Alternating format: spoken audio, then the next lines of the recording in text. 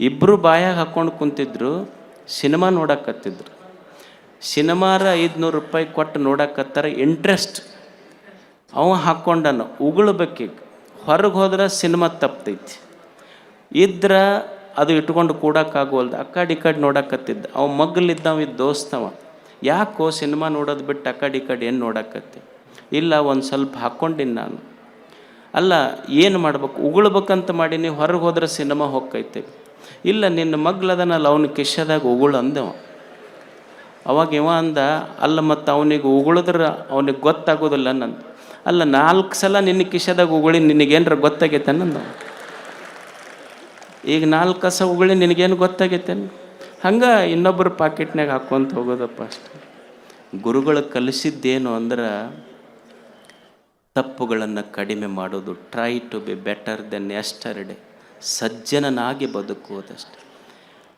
ನಾವು ಕಲಿಯುವುದೇನಂದ್ರೆ, ನಾವೇನು ತಿಳ್ಕೊಂಡಿವಿ, ದೇವನ ಕೃಪೆ ಆಗಬೇಕಾದ್ರೆ ದೇವ್ರ ಗುಡಿಗೆ ಹೋದ್ರೆ ದೇವರ ಕೃಪೆ ಆಗ್ತೈತೆ ಅಂತ ತಿಳ್ಕೊಂಡಿವಿ. ಬರೇ ದೇವರ ಗುಡಿಗೆ ಹೋಗಿ ದೇವರ ಜಗಲಿ ಮುಂದೆ ದೀಪ ಹಚ್ಚೋದ್ರಿಂದ ಅವನ ಕೃಪೆ ಆಗೋದಿಲ್ಲ. ನಮ್ಮಲ್ಲಿರುವ ದುಶ್ಚಟಗಳನ್ನು, ದುರ್ಗುಣಗಳನ್ನು ನಾವು ಬಿಟ್ಟರೆ, ನಾವು ದೇವನ ಗುಡಿಗೆ ಹೋಗಿ ದೀಪ ಹಚ್ಚೋದು ಬೇಕಾಗಿಲ್ಲ.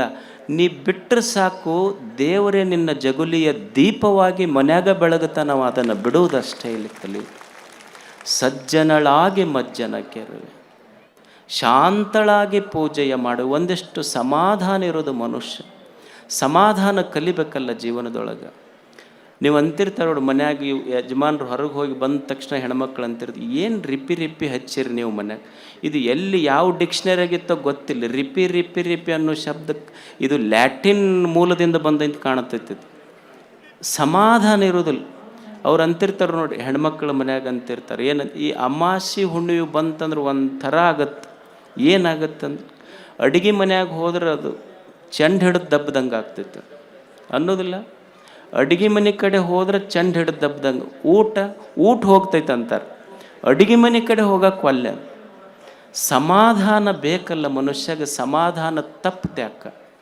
ಯಾಕೆ ಸಮಾಧಾನ ತಪ್ಪಿತು ಮನುಷ್ಯನಿಗೆ ಅಂದ್ರೆ, ನಾವೇನಂತೀವಿ ಅಂದ್ರೆ, ನಾವು ಬಯಸಿದ್ದು ಸಿಗಬೇಕು, ಸಿಕ್ಕಿದ್ದು ಹೋಗಬಾರ್ದು. ಇದು ನಮ್ಮಿಚ್ಛೆ. ಇದು ಬಯಸಿದ್ದೆಲ್ಲ ಸಿಗಬೇಕು, ಸಿಕ್ಕಿದ್ದು ಹೋಗಬಾರ್ದು. ನಾವು ಬಯಸಿದ್ದು ಸಿಗದೇ ಇದ್ರೆ, ಸಿಕ್ಕಿದ್ದು ಹೋದ್ರೆ ಸಮಾಧಾನ ತಪ್ತೈತಿ. ಅಲ್ಲ, ಒಂದು ಕ್ಷಣ ವಿಚಾರ ಮಾಡಿರಿ, ಈ ಜಗತ್ತಿನೆಲ್ಲ ಬಯಸಿದ್ದೆಲ್ಲ ಸಿಕ್ಕೈತೇನ್ರಿ ಜಗತ್ತಿನೊಳಗೆ?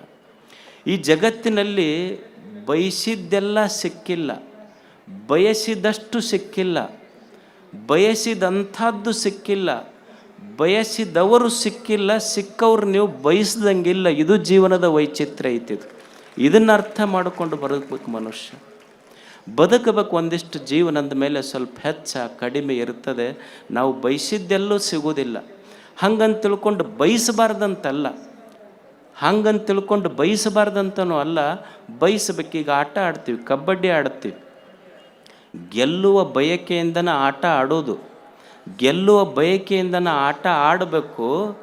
ಆದ್ರೆ ಕೊನೆಗೆ ಗೊತ್ತಿರಬೇಕು, ಅಂಪೈರ್ ಏನು ತೀರ್ಪು ಕೊಡ್ತಾನೆ ಅದನ್ನು ಒಪ್ಪಿಕೊಂಡು ಬರಬೇಕು. ಈ ಜೀವನ ಅನ್ನೋದೊಂದು ಆಟ. ಗೆಲ್ಲುವ ಬಯಕೆಯಿಂದ ನಾವು ಆಡೋದು, ಕೊನೆಗೆ ಅಂಪೈರ್ ಮೇಲೆ ನಾವು ಏನು ತೀರ್ಪು ಕೊಡ್ತಾನಲ್ಲ ಅದಕ್ಕೆ ತಲೆ ಬಾಗದಿವಿ ಅಂದರೆ ಅದು ಸಮಾಧಾನದ ಸೂತ್ರ ಅಷ್ಟೇ ಜೀವನದಲ್ಲಿ. ಇದು ಕಲಿಯುವುದು. ಸಮರತಿಯ ಹಾಡು. ಒಂದಿಷ್ಟು ಸಮರತಿ ಅಂದ್ರೆ ಸಹಜ ಪ್ರೇಮ. ನಮ್ಮ ಎದ್ಯಾಗ ಪ್ರೇಮ ಹೆಂಗೈತಿ ಅಂದ್ರೆ ಸಹಜ ಪ್ರೇಮ ಇಲ್ಲ, ನಮ್ಮದು ಸ್ವಾರ್ಥ ಪ್ರೇಮ ಐತಿ. ನಾವು ಒಂದು ಗಿಡಕ್ಕೆ ಎದಕ್ಕೆ ನೀರು ಹಾಕ್ತೀವಿ ಅಂದ್ರೆ ಅದು ಹಣ್ಣು ಕೊಡ್ತಿದ್ರೆ ಗಿಡಕ್ಕೆ ನೀರು ಹಾಕ್ತೀವಿ. ಆಕಳಿಗೆ ಎದಕ್ಕೆ ಯಾವಾಗ ನಾವು ಹಿಟ್ಟು ಮೇವು ಹಾಕ್ತೀವಿ ಅಂದ್ರೆ ಯಾವಾಗ ಹಾಲು ಕೊಡ್ತೈತಿ ಅಲ್ಲಿವರೆಗೆ ಹಾಕ್ತೀವಿ, ಇರಲಿಲ್ಲ ಅಂದ್ರೆ ಹಾಕೋದಿಲ್ಲ ನಾವು.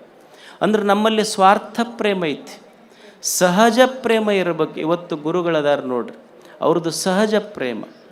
ನಮ್ಮದು ಸ್ವಾರ್ಥ ಪ್ರೇಮ. ಎಷ್ಟು ಚಂದ ಪ್ರೇಮ ಇರ್ತೈತಿ ಅಂದ್ರೆ, ಈಗ ನೀವು ಮದುವೆ ಮಾಡ್ಕೊತೀರಿ, ಮದುವೆ ಇರ್ತೈತಿ, ಮದುವೆ ಮ್ಯಾಲೆ ಹಿಂಗೊಂದು ಎಂಟ್ರೆನ್ಸಿಗೆ ಹಾಕಿರ್ತೀರಿ. ಏನು ಹಾಕಿರ್ತೀರಿ ಅಂದ್ರೆ ಅವ್ರ ಫ್ಯಾಮಿಲಿ ಹೆಸರು ಹಾಕಿರ್ತೀರಿ. ಹಾಕಿ ಇಂಥವ್ರ ಫ್ಯಾಮಿಲಿ ಹಾರ್ಟ್ಲಿ ವೆಲ್ಕಮ್ಸ್ ಇವನ್ ವೆಡ್ಡಿಂಗ್ ಅಂತ ಹಾಕಿರ್ತೀರಿ. ಗೊತ್ತೈತಿಲ್ಲ ನಿಮಗೆಲ್ಲ ಅನುಭವಕ್ಕೆ ಐತಿಲ್ಲ. ಮದುವೆದವ್ರ ಫ್ಯಾಮಿಲಿ ಹೆಸರು ಹಾಕಿ ಅಲ್ಲಿ ಹಾರ್ಟ್ಲಿ ವೆಲ್ಕಮ್ಸ್ ಯು ಅಂತ ಹಾಕಿರ್ತೀರಿ. ಮ್ಯಾಲ ಹಾರ್ಟ್ಲಿ ವೆಲ್ಕಮ್ಸ್ ಯು ಇರ್ತೈತಿ, ಮುಂದೆ ಅವ್ರ ಪಟ್ಟಿ ಯಾದಿ ಬರೆಯವ್ರಿಗೆ ಕುಂದ್ರಿಸೇ ಬಿಟ್ಟಿರ್ತಾರೆ. ಕೊಟ್ಟ ಒಳಗೆ ಹೋಗ್ಬೇಕವ. ಅಂದ್ರೆ ನಮ್ಮ ಪ್ರೇಮ ಅಪೇಕ್ಷೆಯಿಂದ ಕೂಡಿರ್ತೈತೆ ಅಷ್ಟೆ. ಈ ಪ್ರೇಮ ನಿಜವಾದ ಪ್ರೇಮ ಅಲ್ಲ, ನಿಸ್ವಾರ್ಥ ಪ್ರೇಮ. ಒಬ್ಬ ಗುರುವಿನ ಪ್ರೇಮ ಐತಲ್ಲ, ಅದು ನಿಸ್ವಾರ್ಥ ಪ್ರೇಮ ಜಗತ್ತಿನಲ್ಲಿ. ಅದಕ್ಕಾಗಿ ಗುರುಗಳು ಇದೊಂದು ಯಾವ ಪ್ರೇಮ ಸಹಜ ಪ್ರೇಮ ಅಂದರೆ ಎಲ್ಲಿ ನಾನು ಇಲ್ಲ, ನನ್ನದು ಅನ್ನೋದಿಲ್ಲ, ಅದು ಸಹಜ ಪ್ರೇಮ ಅಷ್ಟೆ. ಅಂಥ ಗುರುಗಳು ಇಲ್ಲಿ ಸುಮಾರು ದಿನಗಳಿಂದ ಇಲ್ಲೊಂದು ಪ್ರವಚನ ಕಾರ್ಯಕ್ರಮ, ಪಾದಯಾತ್ರೆ ಕಾರ್ಯಕ್ರಮ, ಜೊತೆಗೆ ವಿದ್ಯಾರ್ಥಿ ಪ್ರಸಾದ ನಿಲಯದ ಶಂಕುಸ್ಥಾಪನೆ, ಎಷ್ಟು ಜನ ಗುರುಗಳನ್ನು ಕರೆಸಿದ್ದಾರೆ. ಇಲ್ಲಿ ನೋಡಿ, ಈ ಮಠದ ಹಿಂದಿನ ಪೂಜ್ಯರು, ಇಲ್ಲೊಂದು ಪ್ರಸಾದ ನಿಲಯ. ನಾಡಿನ ಎಲ್ಲ ಮಠಮಾನ್ಯಗಳು ಉಚಿತ ಶಿಕ್ಷಣ, ಪ್ರಸಾದ ನಿಲಯ. ಆ ಮಹಾನುಭಾವರಿಗೆಲ್ಲ ಗೊತ್ತಿದ್ದಿದ್ದು ಒಂದು ಸೂತ್ರ ಏನು ಅಂದ್ರೆ, ಭೂಮಿಗೆ ಬಿದ್ದ ಬೀಜ ನಾಡಿನ ಮಕ್ಕಳ ಎದೆಯಾಗ ಬಿದ್ದ ಅಕ್ಷರ ಎಂದೂ ವ್ಯರ್ಥ ಆಗೋದಿಲ್ಲ ಅನ್ನುವ ಸತ್ಯ ಗೊತ್ತಿತ್ತವರು. ಅದಕ್ಕವರು ಉಚಿತ ಪ್ರಸಾದ ನಿಲಯಗಳನ್ನು ಸ್ಥಾಪನೆ ಮಾಡಿದ್ರು. ಅದರ ಜೊತೆಗೆ ಮತ್ತೆ ಈ ಜಾತ್ರೆಗೊಂದು ಹೊಸ ಕಳೆ. ಇಲ್ಲೋಡ್ರಿ, ಇಷ್ಟು ದಿನಗಳವರೆಗೆ ಇಲ್ಲೊಂದು ಪ್ರವಚನ ಕಾರ್ಯಕ್ರಮ. ಎಷ್ಟು ಜಾಗೃತಿಯಾಗಿದೆ ನೋಡಿ. ನಿಮ್ಮನ್ನು ನೋಡಿದ್ರೆ ಇಷ್ಟು ಥಂಡ್ಯಾಗ ಯಾರು ಕೂಡ್ತಾರನಿಲ್ಲ, ಯಾರು ಕರೆದ್ರೂ ಬರೋದಿಲ್ಲ. ಇಷ್ಟು ಥಂಡ್ಯಾಗೆಲ್ಲ ಕುಂತಿರಿಲ್ಲ, 4 ಮಾತುಗಳನ್ನು ಕೇಳಿ. ಇದೆಲ್ಲ ಪೂಜ್ಯರ ಅವರ ಪ್ರವಚನದ ಒಂದು ಫಲ. ಏನಂದ್ರೆ ನಿಮ್ಮ ಮುಖದೊಳಗಿನ ನಗೆಯೇ, ನಿಮ್ಮ ಉತ್ಸಾಹವೇ ಅದರ ಫಲ ತೋರಿಸ್ತಾ ಇದೆ. ಇಲ್ಲೆಲ್ಲ ಕೇಳಬೇಕು, 4 ಒಳ್ಳೆಯ ಮಾತುಗಳನ್ನು ಕೇಳೋದು ಮನುಷ್ಯ. ಮನಸ್ಸಿಗೆ ನೋಡಿ, ದೇಹಕ್ಕೊಂದು ವೈಕಲ್ಯ ಬರ್ತದೆ, ಅದಕ್ಕೆ ಅಂಗವೈಕಲ್ಯ ಅಂತ ಕರಿತೀವಿ. ಮನಸ್ಸಿಗೂ ಸಹಿತ ವೈಕಲ್ಯ ಬರ್ತದೆ, ಮನೋವೈಕಲ್ಯ. ಈಗ ನೀವು ಚಿಂತೆ, ಡಿಪ್ರೆಷನ್ನು, ಟೆನ್ಷನ್ನು ಅಂತ ಹೇಳ್ತಿರಲ್ಲ, ಇವೆಲ್ಲ ಮನೋವೈಕಲ್ಯಗಳು. ಈ ಅಂಗವೈಕಲ್ಯ ಮತ್ತು ಮನೋವೈಕಲ್ಯ, ಈ ಅಂಗವೈಕಲ್ಯ ಹೋಗಬೇಕಾದ್ರೆ ನಿಮಗೆ ಹಿಂದಕ್ಕೆ ಏನು ಮಾಡ್ತಿದ್ರಂದ್ರೆ ಪೋಲಿಯೋ ಡ್ರಾಪ್ ಹಾಕ್ತಿದ್ರಿಲ್ಲ. ಅಂದ್ರೆ ಅಂಗವೈಕಲ್ಯತೆ ಬರಬಾರ್ದು ಅಂದ್ರೆ ಪೋಲಿಯೋ ಡ್ರಾಪ್ ಹಾಕಬೇಕು.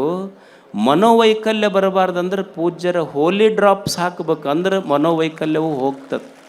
ಕೇಳೋದು ಇದು ಯಾರು ಹೇಳ್ತಾರೆ, ಏನು ಹೇಳ್ತಾರಿಲ್ಲ, 4 ಒಳ್ಳೆಯ ಮಾತುಗಳನ್ನು ಸದಾ ಕೇಳ್ತಾ ಇರಬೇಕು ಮನುಷ್ಯ. 4 ಒಳ್ಳೆಯ ಮಾತುಗಳನ್ನು ಕೇಳುವುದು. ಹಿಂದೆ ಬೋಧಿಧರ್ಮ ಅಂತ ಒಬ್ಬರಿದ್ದರು. ಅವರು ಚೈನಾಕ್ಕೆ ಹೋಗಿದ್ರು. ಬೋಧಿಧರ್ಮ ಚೈನಾಕ್ಕೆ ಹೋಗಿ ಅವರು ಅಲ್ಲಿ ಸನ್ಯಾಸಿಗಳಿಗೆ ಕುಂಗುಫು ಕಲಿಸ್ತಿದ್ರಂತ. ಕುಂಗುಫು, ಈಗ ನಾವು ಕರಾಟೆ ಅಂತೀವಲ್ಲ, ಹಂಗೆ ಕುಂಗುಫು ಕಲಿಸ್ತಿದ್ರು ಬೋಧಿಧರ್ಮ. ಅವರ ವಿಶೇಷತೆ ಏನು ಅಂದರೆ, ಈಗ ನೀವು ಹೆಂಗೆ ಪ್ರವಚನ ಕುಂತೀರಿ, ಈಗ ನಾವು ಹೆಂಗೆ ಪ್ರವಚನ ಹೇಳ್ತೀವಿ ಹಂಗೆ ಹೇಳ್ತಿದ್ದಿಲ್ಲ. ಅವರು ಸಾಯಂಕಾಲ ಪ್ರವಚನ ಮಾಡ್ತಿದ್ರು, ಮುಂದೆ ಜನ ಕೂಡ್ತಿದ್ರು. ಬೋಧಿಧರ್ಮ ಹೆಂಗೆ ಪ್ರವಚನ ಮಾಡ್ತಿದ್ನಂದ್ರೆ ಜನರ ಕಡೆ ಮುಖ ಮಾಡ್ತಿದ್ದಿಲ್ಲ, ಗ್ವಾಡಿ ಕಡೆ ಮುಖ ಮಾಡಿ ಪ್ರವಚನ ಮಾಡ್ತಿದ್ದಾತ. ಅಂದ್ರೆ ಮುಖ ಗ್ವಾಡಿ ಕಡೆ, ಬೆನ್ನ ಮಂದಿ ಕಡೆ, ಗ್ವಾಡಿಗೆ ಪ್ರವಚನ ಹೇಳ್ತಿದ್ದ ಬೋಧಿಧರ್ಮ. ಮಹಾರಾಜ ಬಂದ, ಅವನು ಬೋಧಿಧರ್ಮನ ನೋಡ್ಬೇಕಂತ.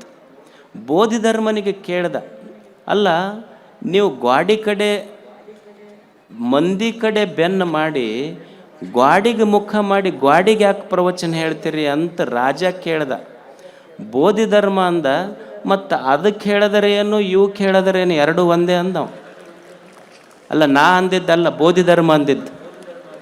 ಮತ್ತು ನೀವು ನಾ ಅಂದಿನ ಅಂತ ತಿಳ್ಕೊಂಡಿರಿ. ಬೋಧಿಧರ್ಮ ಅಂತ ಗ್ವಾಡಿಗೆ ಹೇಳೋದು ಅಷ್ಟೇ, ಇವಕ್ಕೆ ಹೇಳೋದು ಅಷ್ಟೇ ಅಂತ. ಅದು ಬದಲಾಗಿಲ್ಲ, ಇವು ಬದಲಾಗೋದಿಲ್ಲ. ರಾಜನಿಗೆ ಆಶ್ಚರ್ಯ ಆಯಿತು. ಮತ್ತು ಇವು ಬದಲಾಗೋದಿಲ್ಲ ಅಂತ ಗೊತ್ತಿದ್ರು ಮತ್ತು ಪ್ರವಚನರೇ ಯಾಕೆ ಮಾಡಾಕತ್ತೀರಿ, ದಿವಸ ಹೇಳ್ತೀರಿ ನೀವು. ಆವಾಗ ಬೋಧಿಧರ್ಮ ಹೇಳ್ತಾನೆ, ನೋಡು ಯಾಕೆ ನಿತ್ಯಲು ಇದು ಸತ್ಸಂಗ ಸದ್ವಿಚಾರ ಶ್ರವಣ ನಡಿಬೇಕು ಅಂದ್ರೆ, ರಾಜನೇ, ಈಗ ನಿಮ್ಮ ಮನ್ಯಾಗ ಊಟ ಮಾಡಿರ್ತೀರಿ, ನಿನ್ನೆ ಊಟ ಮಾಡಿರ್ತೀರಿ, ಮೊನ್ನೆ ಅಡುಗೆ ಮಾಡಿರ್ತೀರಿ, ಊಟ ಮಾಡಿರ್ತೀರಿ, ಮುಸ್ರಿ ತಾಟ ಮುಸ್ರಿ ಗಂಗಾಳ ಇರ್ತೈತಲ್ಲ, ಮರುದಿವ್ಸ ಎದ್ದು ತೊಳಿಲಾರ್ದನೆ ಯಾರೂ ಮುಸ್ರಿ ಗಂಗಾಳದಾಗ ಬೆಳಗಿನ ನಾಷ್ಟ ಹಾಕ್ಕೊಂಡು ಉಣ್ಣೋದಿಲ್ಲ. ನಿನ್ನೆ ಹೆಂಗೆ ಮುಸ್ರಿ ತಾಟ ಗಂಗಾಳ ತೊಳೆದು ಚಲೋ ಅಡುಗೆ ಹಾಕ್ಕೊಂಡು ಉಣ್ತಿರಲ್ಲ, ಈ ಮನಸ್ಸನ್ನೋದು ನಿನ್ನೆ ಶಬ್ದ ಸ್ಪರ್ಶ ರೂಪ ರಸಗಂಧಗಳನ್ನು ಸ್ವೀಕಾರ ಮಾಡಿ ಬೆಳಕು ಹರಿಯೋದ್ರಾಗ ಇದೊಂದು ಮುಸ್ರಿ ತಾಟ್ ಆಗಿರ್ತೈತಿ. ಮಹಾತ್ಮರ ವಚನ ಅನ್ನೋದು ಅದು ಮುಸ್ರಿ, ನಮ್ಮ ಪಾತ್ರೆ ನಾವು ತೊಳ್ಕೊಬೇಕಾಗೈತಿ, ಇಲ್ಲಿ ಯಾರಿಗೂ ಇಲ್ಲ. ನಮ್ಮ ಪಾತ್ರೆ ತೊಳ್ಕೊಂಡು ನಾವು ಊಟ ಮಾಡಬೇಕಾಗೈತಿ. ಅದಕ್ಕೆ ದಿನನಿತ್ಯ ನಾ ಪ್ರವಚನ ಮಾಡೋದು.